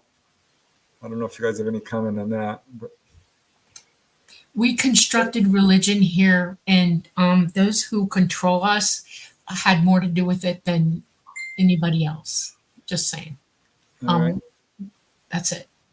Here's a question from DGK. You've put this up several times, so I'm going to ask it. I'm not quite sure what it means, but this is to Rowan and to Dolly. Do they have biochemical barriers? Not sure what that. I don't know what it means either, Dolly. No, not at all. No. If you want to, elucidate, we'll give it a try. But are they talking about on craft or something, or between any sort of barrier? Any sort of barrier could be physical, could be craft, it could be in front of them. They do not put a biochemical. Oh, all right. No, yeah. Yeah. They can prevent a person from coming up to their craft with a force field. I've heard that. Yeah. Okay, here is a question from Namaste. Will those who have been given the opportunity to pilot be assisting during a transition off of Earth? Yes, absolutely. I was trained for that. Someday I will be picked back up after I'm done doing what I'm done here, and after the CME, and the government can't stop them, and they will land worldwide, and there will be 40,000 of us like me who will open the doors, and you'll see a human. And when we say get the hell on now, we mean it. Just get on. If you want a pet, bring your pet. Nothing else. Just get on because you're going to safety at that point. Because we have It things was coming. funny because when I had that last, like I said, sleep paralysis, they were trying to calm me down by asking me who I wanted to bring on, what I wanted to bring on board, and it was definitely my cat. I'm like, why did I have this conversation? And of all the other things, my sewing machine. I'm like, why my sewing machine? I thought, what sort of electricity? What am I choosing? I didn't choose any humans. Sorry, kids. Oops. That's funny. Sorry. Okay, I'm going to give Il Gato a cuts in line for his, because of thank you for the donation, Il Gato. That's very kind of you. And this is an important question because I think sometimes it does appear this way. Why are all these beings so secretive? What are they hiding? They're not secretive, not even by a long shot. Well, in a way they are. I mean, they're not flying around blatantly. They are broadcasting 24/7 to us, and you have to wake up so you can hear them. It's one thing for them to directly communicate with you, but they're expecting you to be able to communicate with them. And that means use your abilities, wake up, use your innate abilities, develop the talent, because you will get their attention, and they are not secretive. They have plenty of us talking about what's going on, plenty of us. Yeah. The governments don't talk about it. They're not secret at all. They've done displays, they've gone to schools, they've gone to drive-ins, they've gone to football games, they go in the sky all the time. There are billions of contactees. No, they are not silent. They are very chatty. But they can't be too brazen because we're a very violent species. Yep. And if you're very violent, violent you're not people, gonna get hurt. and they will try. Yeah. They will, we chase jets after them and try to shoot at them. This is very well documented. Yeah. I think that's one of the reasons that they're very careful. Yeah. All right. I have a question for you, Rob. Yes. Because this is important. This will answer this question. Even though you're afraid, you're probably one of the most curious people on the planet, are you not? Yeah, That's I'm part of always a your- researcher. I've got There you hundreds, go. like I That's said, it. hundreds of books. If you have a Always wide open looking. mind and you're open to any stimulus, any thought, any knowledge that you can gain, that's what you want, correct? Yeah. You're not going to listen to what everybody's saying. You're not going to listen to yourself think. You're going to open up and let the information come to you, correct? If you're that Yep. type of person, ET's going to chat your head off. Promise you, they will. Yeah. If you've got any hookups, weird ups, or anything like that going on with you, it's really hard to hear you. And that's why they say they want everybody to wake up, use your innate abilities, period. Okay? Yeah. That's a biggie. All right. Yeah. And that's hard because we are scared. We don't, and even if we don't remember everything, it's and not many people talk about this stuff. It's very difficult to Right. Well, to we've been come to terms with it. conditioned. I'm Right. still We're coming to conditioned terms into with it. paranoia over it. Right. We've been conditioned straight into paranoia and fear. And we have to learn that they're not the ones hurting us. We hurt each other. They're not the ones telling us what to do, and that they're going to come in and take over for us. They're telling us that we need to fix ourselves and quickly. Yeah. There's a huge divide, a chasm between those two concepts. And if you want communication, you have to drop the fear. You have to drop the paranoia. They're not going to get you. You were taught to think that way. As Buddha said, let it go. Yeah. Let it go.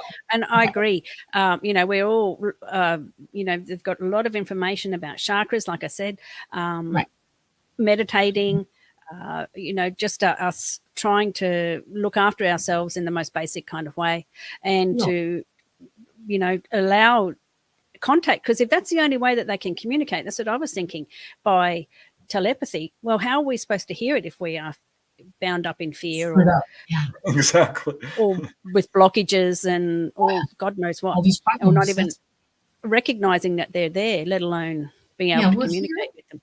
The point is that they evolved. We're expected to evolve. We have to catch up with them. They're not going to come down and lift us up. We have to do it. That's the point. Individually. It's an individual thing. It's not a society Absolutely. thing. Dead on. Correct. That's why it's such an honor, Rhoda, and a delight to talk with you, because I can see you on this journey that so many contactees go through. Absolutely. And there's a lot of people who are having these experiences. So you're doing important work. You got to get that book out. Thank you. I can help you in any way if I can. Let me know. Oh, yeah.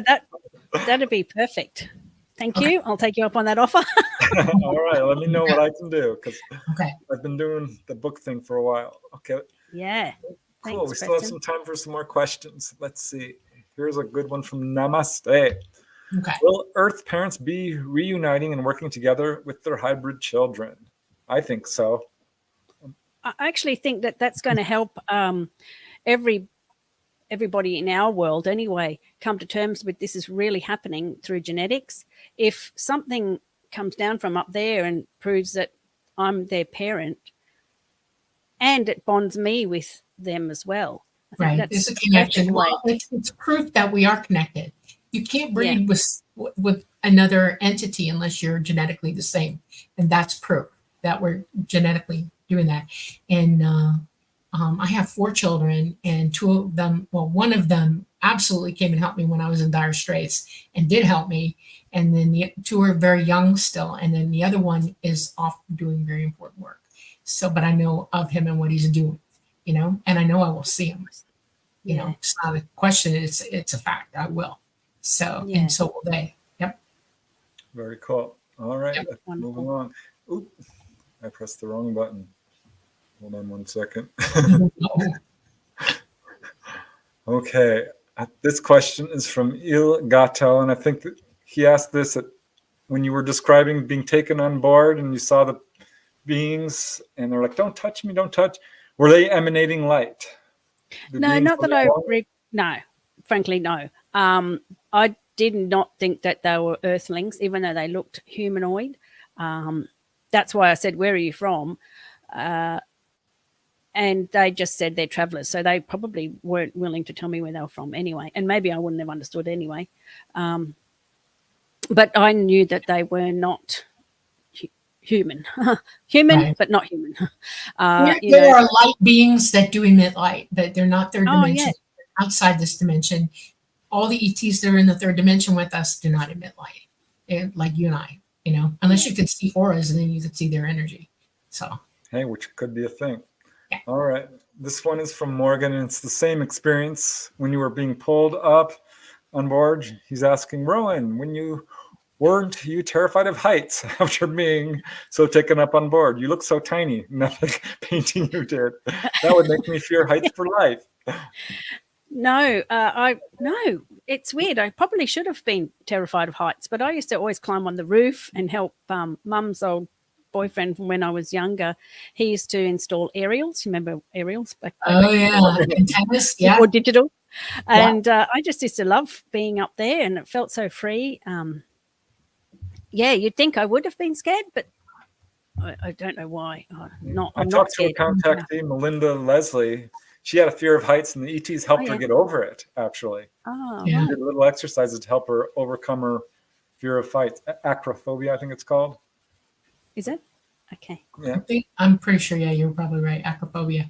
I'm not afraid of heights at all. Never have been. Contactees are fearless, generally speaking. Once they get past that, because they've gone through these experiences and experienced such fear in the initial stages, that at some point I think they just like, I'm done with fear. Yeah.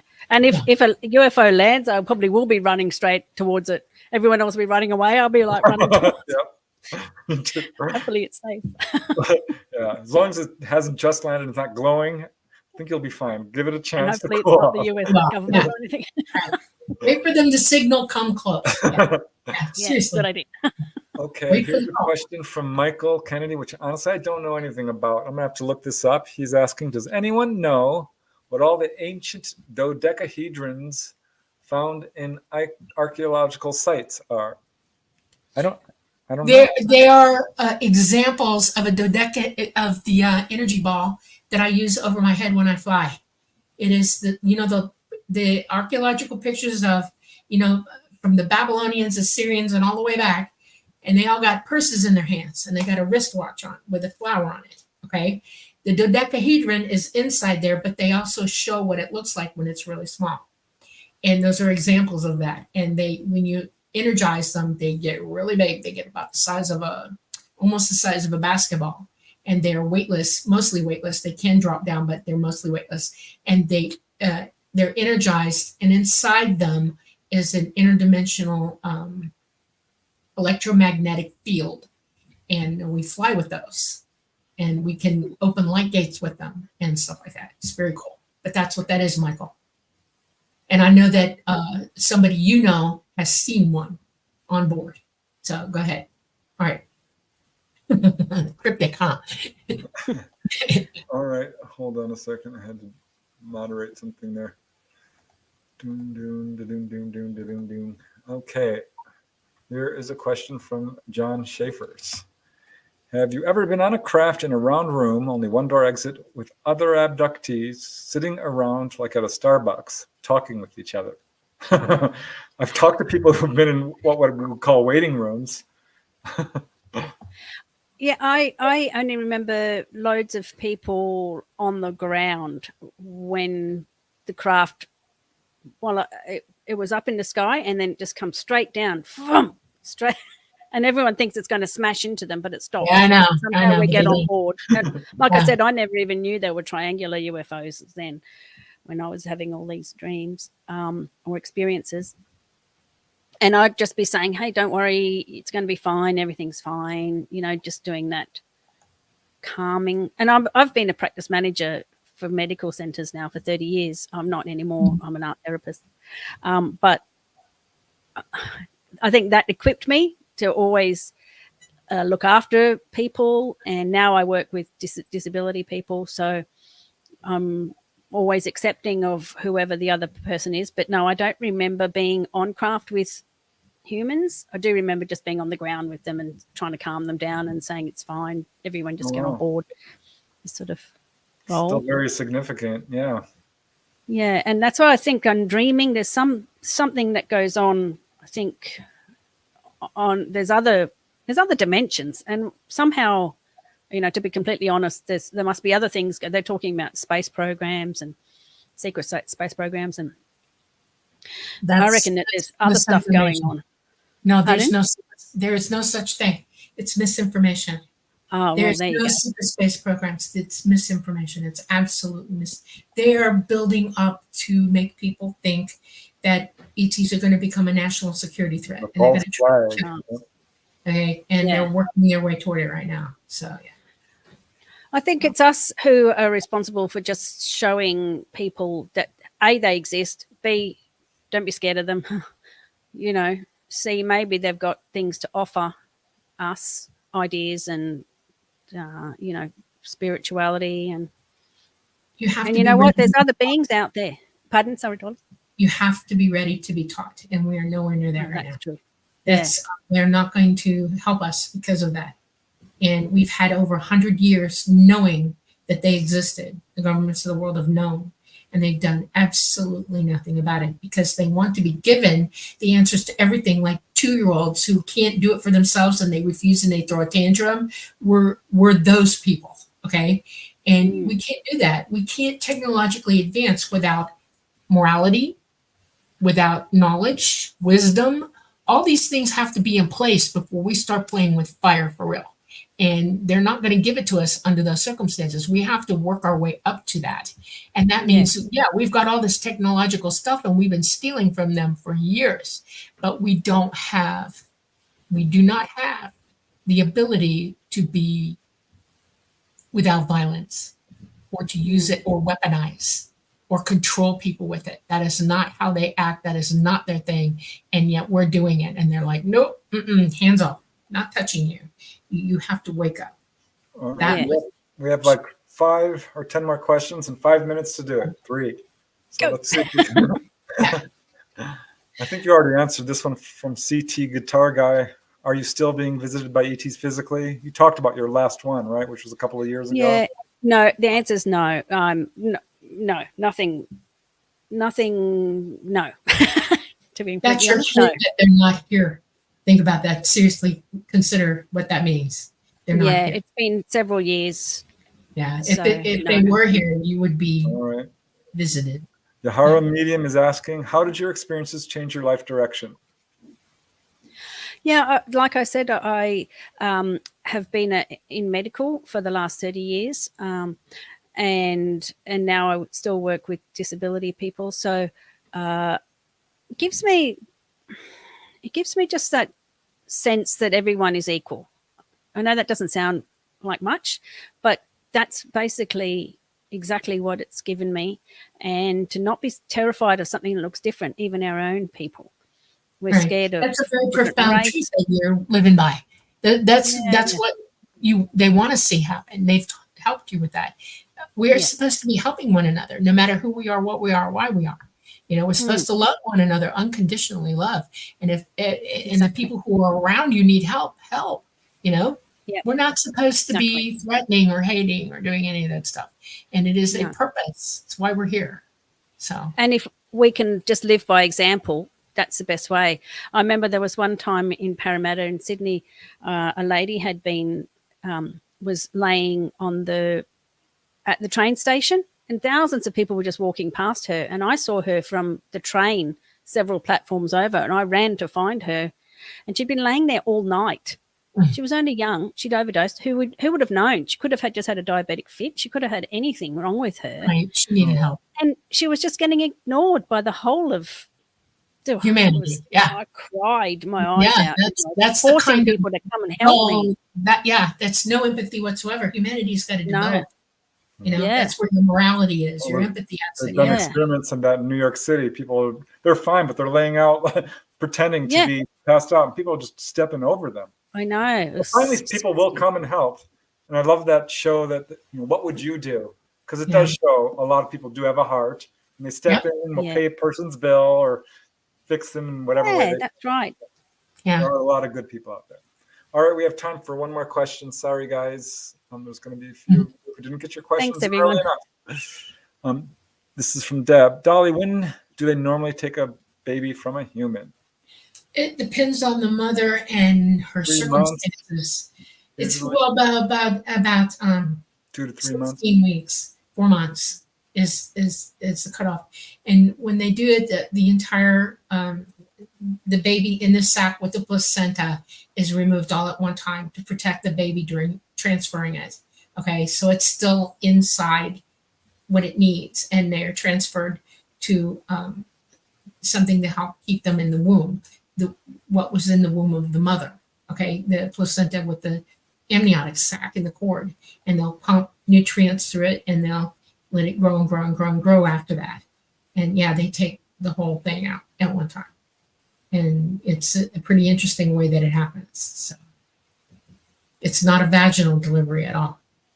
They can go put you into an interdimensional stasis and go in and medically remove that one part of where the baby's at and bring it out, and then put you back down where you were with no cutting, no nothing, no blood, no nothing.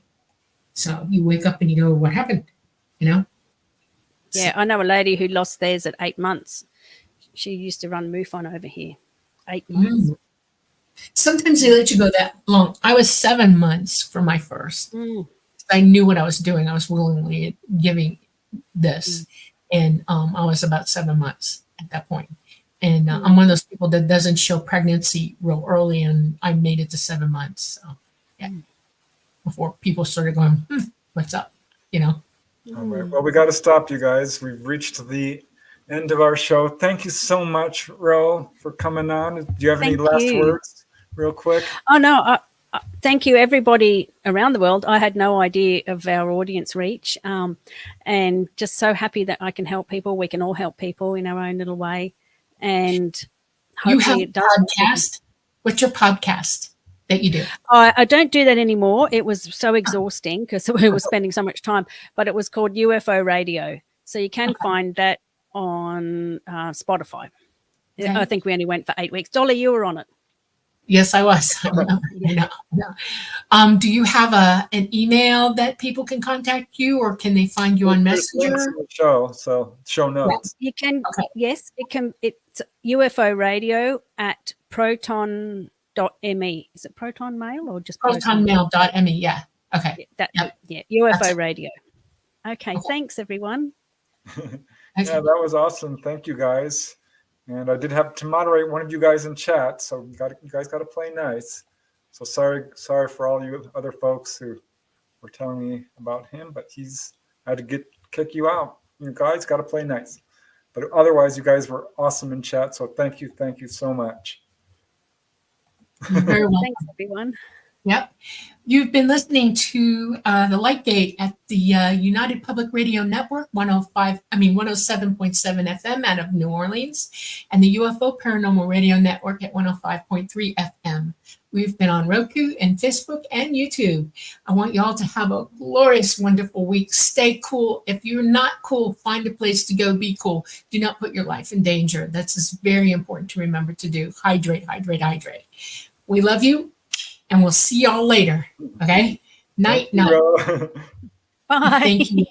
Okay. You're coming on again. Okay? Okay. Oh, yes.